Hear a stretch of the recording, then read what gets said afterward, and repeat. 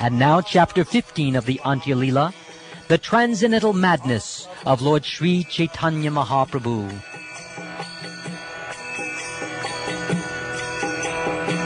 Sri Krishna Caitanya Prabhu Nityananda Shri Advaita Gadadhar Srivasati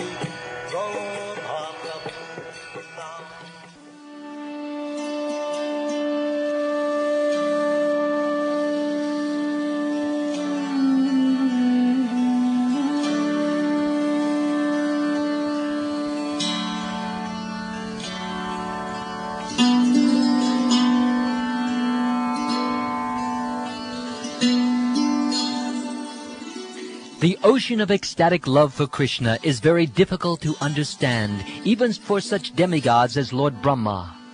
By enacting his pastimes, Sri Caitanya Mahaprabhu submerged himself in that ocean, and his heart was absorbed in that love. Thus he exhibited in various ways the exalted position of transcendental love for Krishna. All glories to Sri Krishna Chaitanya, the Supreme Personality of Godhead. All glories to Lord Nityananda, whose body is always filled with transcendental bliss. All glories to Sri Advaita Acharya, who is very dear to Lord Chaitanya.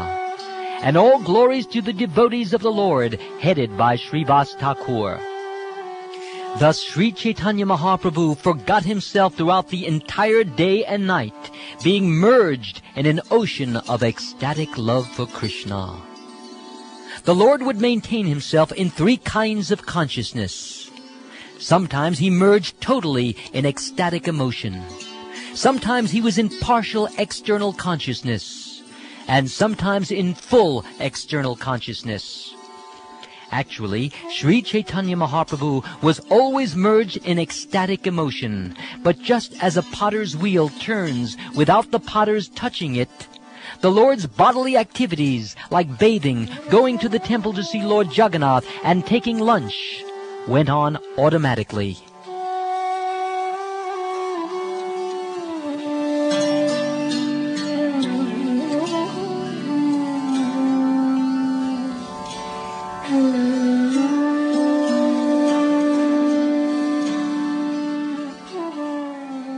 One day, while Sri Caitanya Mahaprabhu was looking at Lord Jagannath in the temple, Lord Jagannath appeared to be personally the son of Nanda Maharaj, Sri Krishna. When he realized Lord Jagannath to be Krishna himself, Sri Caitanya Mahaprabhu's five senses were immediately absorbed in attraction for the five attributes of Lord Krishna. Just as in a tug of war, the single mind of Lord Chaitanya was attracted in five directions by the five transcendental attributes of Lord Krishna. Thus the Lord became unconscious. Just then, the Upala Bhog ceremony of Lord Jagannath concluded, and the devotees who had accompanied Lord Chaitanya to the temple brought him back home.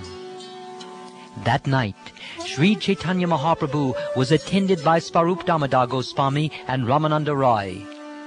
Keeping his hands around their necks, the Lord began to lament. When Srimati Radharani was very agitated due to feeling great separation from Krishna, she spoke a verse to Vishaka, explaining the cause of her great anxiety and restlessness. Reciting that verse, Sri Caitanya Mahaprabhu expressed his burning emotions. Then, with great lamentation, he explained the verse to Svarup Damodar and Ramananda Rai. Sri Caitanya Mahaprabhu said, "Though the hearts of the gopis are like high-standing hills, they are inundated by the waves of the nectarine ocean of Krishna's beauty. His sweet voice enters their ears and gives them transcendental bliss. The touch of his body is cooler than millions and millions of moons together, and the nectar of his bodily fragrance overfloods the entire world. Oh, my dear friend, that Krishna, who is the son of Nanda Maharaj and whose lips are exactly like nectar, is attracting my five senses by force." Lord Shri Krishna's beauty, the sound of his words, and the vibration of his flute, his touch, his fragrance, and the taste of his lips are full of indescribable sweetness. When all these features attract my 5 senses at once, my senses all ride together on the single horse of my mind, but want to go in 5 different directions. Oh, my dear friend, please hear the cause of my misery. My 5 senses are actually extravagant rogues. They know very well that Krishna is the Supreme Personality of Godhead, but they still want to plunder Krishna's property.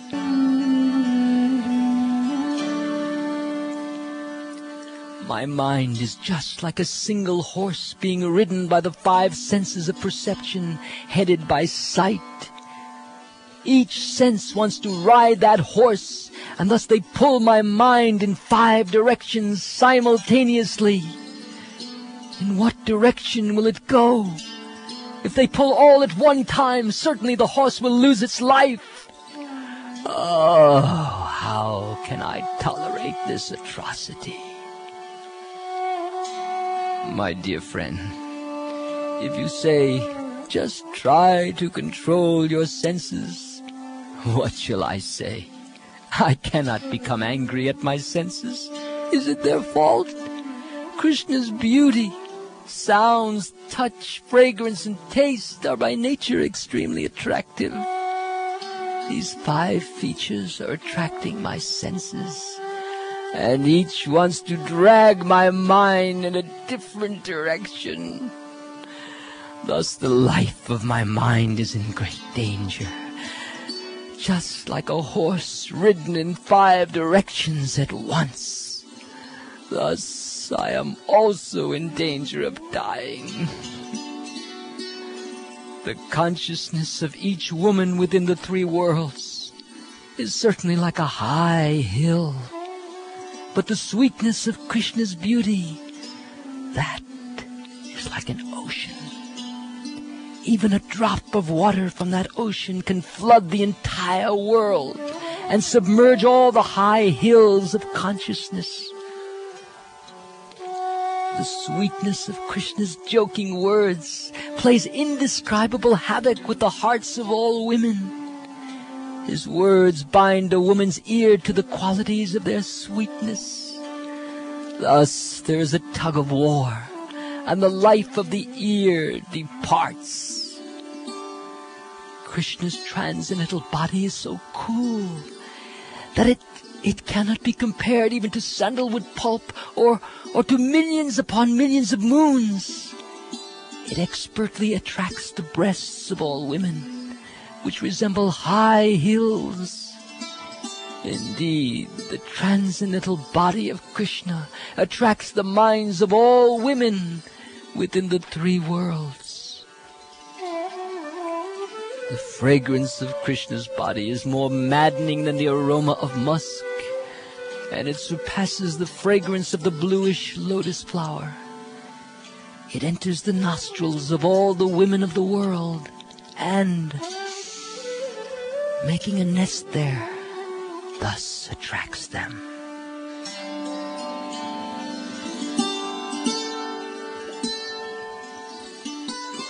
Krishna's lips are so sweet when combined with the camphor of his gentle smile, that they attract the minds of all women, forcing them to give up all other attractions. If the sweetness of Krishna's smile is unobtainable, great mental difficulties and lamentation result. That sweetness is the only wealth of the gopis of Vrindavan. After speaking in this way, Sri Caitanya Mahaprabhu caught hold of the necks of Ramananda Roy and Swarup Damodar. Then the Lord said, "Oh, my dear friends, please listen to me. What shall I do? Where shall I go? Where can I go to get Krishna? Please, both of you, tell me how I can find him."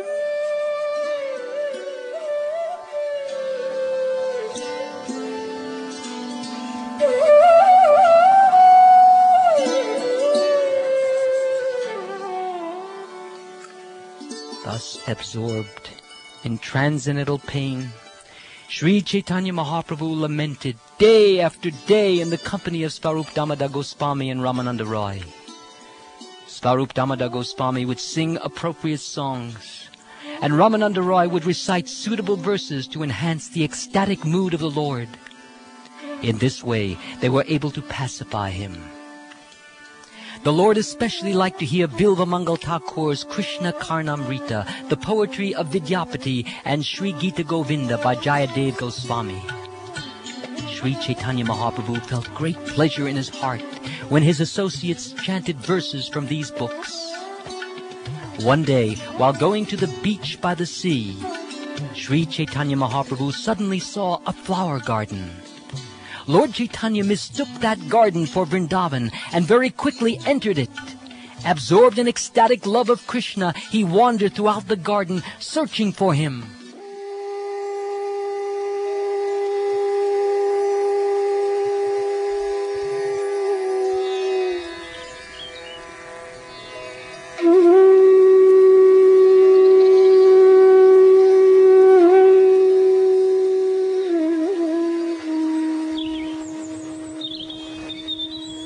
After Krishna disappeared with Radharani during the Ras dance, the gopis wandered in that forest looking for him.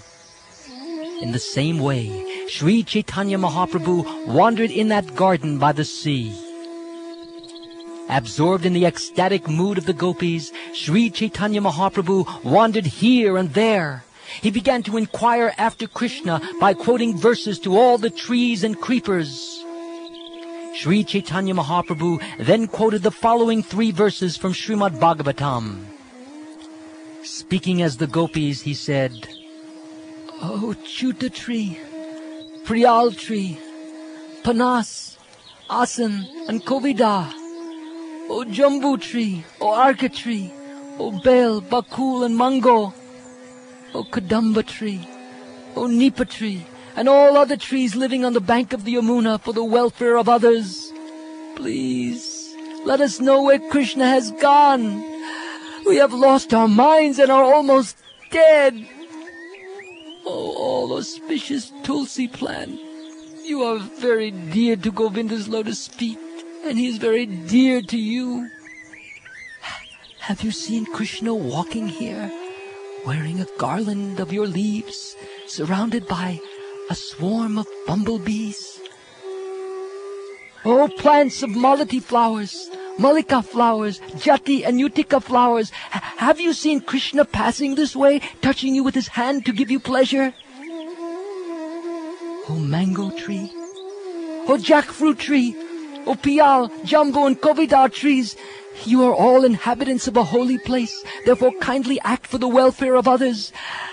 Have you seen Krishna coming this way? Kindly tell us which way he has gone and, oh, save our lives. When the trees did not reply, the gopis guessed, since all of these trees belong to the male class, all of them must be friends of Krishna. Oh, why should the trees tell us where Krishna has gone? Let us rather inquire from the creepers. They are female and therefore are like friends to us. They will certainly tell us where Krishna has gone, since they have seen him personally. Guessing in this way, the gopis inquired from the plants and creepers headed by Tulsi. Oh, Tulsi, oh, Malati, oh, Yuti, Madhavi, Malika, Krishna is very dear to you, therefore he must have come near you. You are all just like dear friends to us, so kindly tell us which way Krishna has gone and save our lives. When they still received no reply, the gopis thought, oh, these plants are all Krishna's maidservants, and out of fear they will not speak to us. The gopis then came upon a group of she-deer. Smelling the aroma of Krishna's body and seeing the faces of the deer, the gopis inquired from them to ascertain if Krishna was nearby. One of them said, "Oh, wife of the deer, Lord Krishna has been embracing his beloved, and thus the kumkum powder on her raised breasts has covered his garland of kunda flowers. The fragrance of this garland is flowing here. Oh, my dear friend, have you seen Krishna passing this way with his dearmost companion, increasing the pleasure of the eyes of all of you? Oh, dear doe, Sri Krishna is always very pleased to give you pleasure. Kindly inform us whether he passed this way in the company of Srimati Radharani. We think they must certainly have come this way. We are not outsiders. Being very dear friends of Srimati Radharani, we can perceive the bodily fragrance of Krishna from a distance. Krishna has been embracing Srimati Radharani, and the kumkum powder on her breasts is mixed with the garland of kunda flowers decorating his body. The fragrance of the garland has scented the entire atmosphere. Oh, Lord Krishna has left this place, and therefore the deer are feeling separation. They do not hear our words. Therefore, how can they reply? The gopis then came upon many trees, so laden with fruits and flowers that their branches bent down to the ground. The gopis thought that because all the trees must have seen Krishna pass by, they were offering respectful obeisances to him.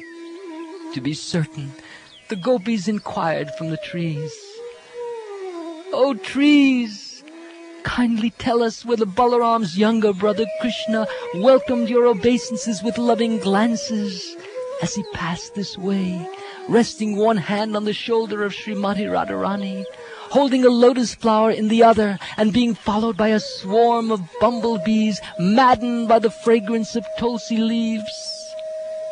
To stop the bumblebees from landing on the face of his beloved, he whisked them away with the lotus flower in his hand, and thus his mind was slightly diverted. Did he or did he not pay attention while you offered him obeisances? Kindly give evidence supporting your words." Separation from Krishna has made these servants very unhappy. Having lost consciousness, how can they answer us?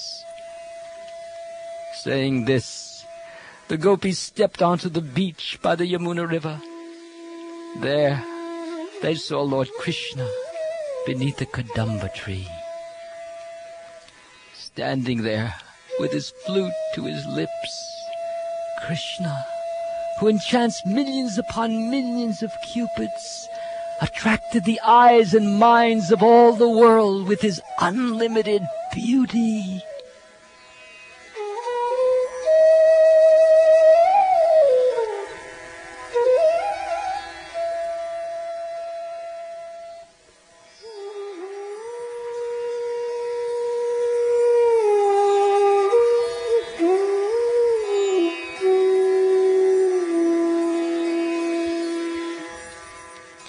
When Sri Caitanya Mahaprabhu saw the transcendental beauty of Krishna, he fell down on the ground unconscious.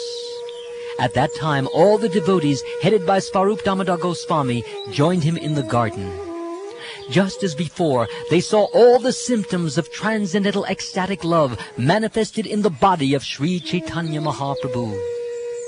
Although externally he appeared bewildered, he was tasting transcendental bliss within. Once again, all the devotees brought Sri Caitanya Mahaprabhu back to consciousness by a concerted effort. Then the Lord got up and began wandering here and there, looking all around. Caitanya Mahaprabhu said, Where is my Krishna gone?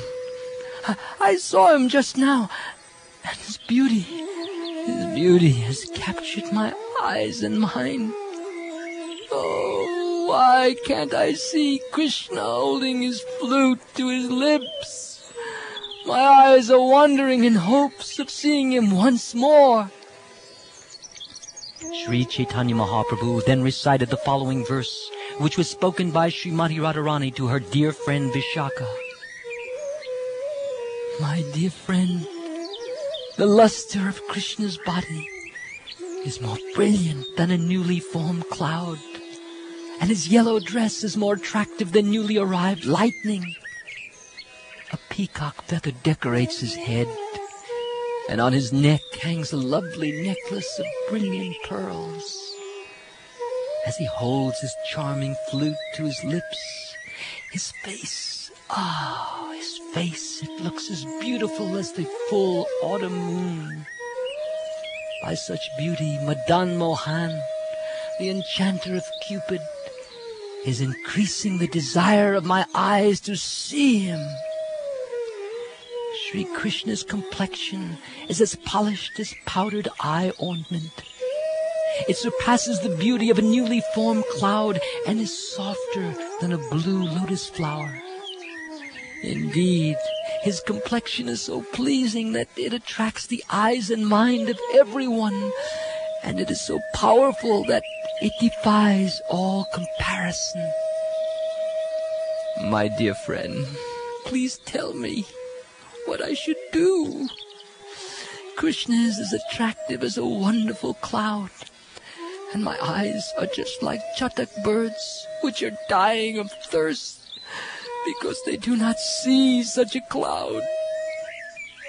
Krishna's yellow dress, it looks exactly like restless lightning in the sky, and that pearl necklace on his neck, it appears like a line of ducks flying below a cloud. Both the peacock feather on his head and his Vaijayanti garland containing flowers of 5 colors, they resemble rainbows. The luster of Krishna's body is as beautiful as a spotless full moon that has just risen, and the vibration of his flute sounds exactly like the sweet thundering of a newly formed cloud. When the peacocks in Vrindavan hear that vibration, they all begin to dance. The cloud of Krishna's pastimes is drenching the 14 worlds with a shower of nectar. Unfortunately, when that cloud appeared, a whirlwind arose and blew it away from me. Being unable to see the cloud, the Chataka bird of my eyes is almost dead from thirst. In a faltering voice, Sri Chaitanya Mahaprabhu again said, "Oh, alas, go on reading, Ram Roy." Thus Ramananda Roy began to read a verse. While listening to this verse, the Lord was sometimes very jubilant, and sometimes overcome by lamentation. Afterwards, the Lord personally explained the verse. It went as follows. Dear Krishna, by seeing your beautiful face decorated with tresses of hair, by seeing the beauty of your earrings falling on your cheeks, and by seeing the nectar of your lips, the beauty of your smiling glances, your 2 arms which assure complete fearlessness, and your broad chest whose beauty arouses conjugal attraction. Oh, we have simply surrendered ourselves to becoming your maidservants. After conquering the moon and the lotus flower, Krishna wished to capture the doe-like gopis. Thus he spread the noose of his beautiful face, and within that noose he placed the bait of his sweet smile to misguide the gopis. Oh, the gopis fell prey to that trap and became Krishna's maidservants, giving up their homes, families, husbands, and prestige. My dear friend, Krishna, he acts just like a hunter. This hunter does not care for piety or impiety. He simply creates many devices to conquer the cores of the hearts of the doe-like gopis. The earrings dancing on Krishna's cheeks, they are shaped like sharks, and they shine very brightly. These dancing earrings attract the minds of all women. Over and above this, Krishna pierces the hearts of women with the arrows of his sweetly smiling glances. He is not at all afraid to kill women in this way. On Krishna's chest are the ornaments of Srivatsa and the mark indicating the residence of the goddess of fortune. His chest, which is as broad as a plunderer's, attracts thousands upon thousands of damsels of Braj, conquering their minds and breasts by force. Thus they all become maidservants of the Supreme Personality of Godhead. The two very beautiful arms of Krishna are just like long bolts. They also resemble the bodies of black snakes that enter the space between the two hill-like breasts of women and bite their hearts. The women then die from the burning poison. The combined cooling effect of camphor, roots of kasa, and sandalwood is surpassed by the coolness of Krishna's palms and the soles of his feet, which are cooler and more pleasing than millions upon millions of moons. If women are touched by them even once, their minds are enticed, and the burning poison of lusty desire for Krishna is immediately vanquished. Lamenting in ecstatic love, Sri Caitanya Mahaprabhu then recited the following verse, which was spoken by Srimati Radharani while exposing the lamentation of her heart to her friend Srimati Vishaka.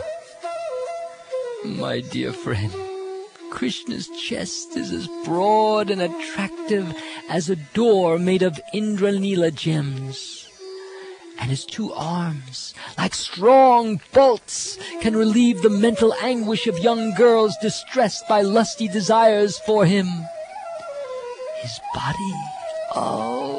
body is cooler than the moon, sandalwood, the lotus flower, and camphor. In this way, Madan Mohan, the attractor of Cupid, is increasing the desire of my breasts.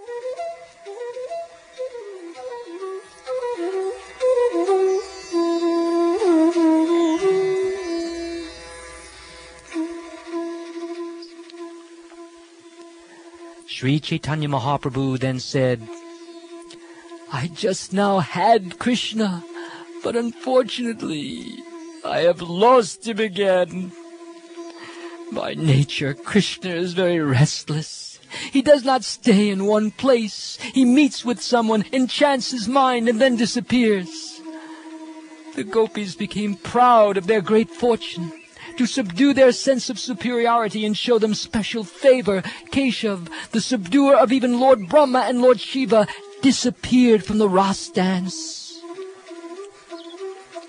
Sri Caitanya Mahaprabhu then said to Svarup Damodar Goswami, Please sing a song that will bring consciousness to my heart. Thus, for the pleasure of Sri Caitanya Mahaprabhu, Svarup Damodar Goswami began very sweetly singing the following verse from Gita Govinda. He sang, Here, in the arena of the Ras dance, I remember Krishna, who was always fond of joking and performing pastimes. When Svarup Damodar Goswami sang this special song, Sri Caitanya Mahaprabhu immediately got up and began to dance in ecstatic love. At that time, all 8 kinds of spiritual transformations became manifest in Lord Chaitanya's body. The 33 symptoms of Vyabhachari Bhav, beginning with lamentation and jubilation, became prominent as well.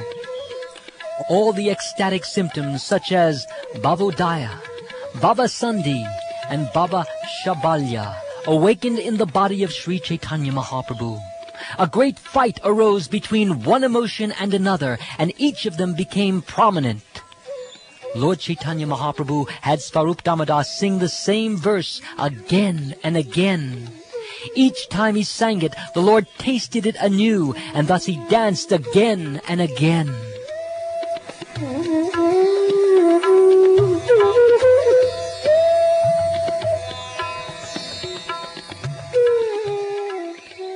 After the Lord had been dancing for a long time, Swarup Damodar Goswami stopped singing the verse.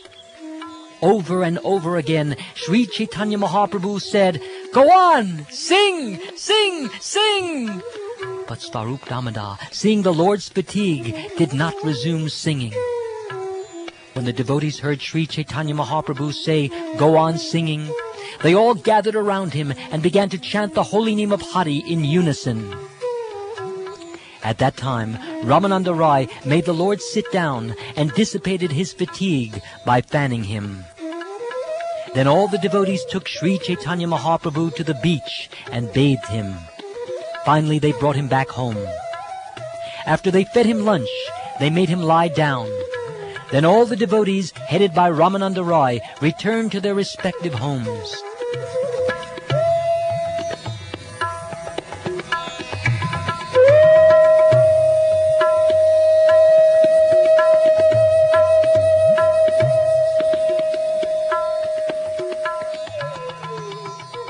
Thus I have described Sri Chaitanya Mahaprabhu's pastimes in the garden, which he entered, mistaking it for Vrindavan. There he exhibited transcendental madness and ecstatic ravings, which Sri Rupa Goswami has described very nicely in his Stavamala as follows. Sri Chaitanya Mahaprabhu is the topmost of all devotees. Sometimes, while walking on the beach, he would see a beautiful garden nearby and mistake it for the forest of Vrindavan. Thus he would be completely overwhelmed by ecstatic love of Krishna and begin to dance and chant the holy name. His tongue worked incessantly as he chanted, "Krishna, Krishna. Will he again become visible before the path of my eyes?" The pastimes of Sri Chaitanya Mahaprabhu are unlimited. It is not possible to write of them properly. I can only give an indication of them as I try to introduce them. Praying at the lotus feet of Sri Rupa and Sri Raghunath, always desiring their mercy, I, Krishna Das, narrate Sri Caitanya Caritamrta, following in their footsteps.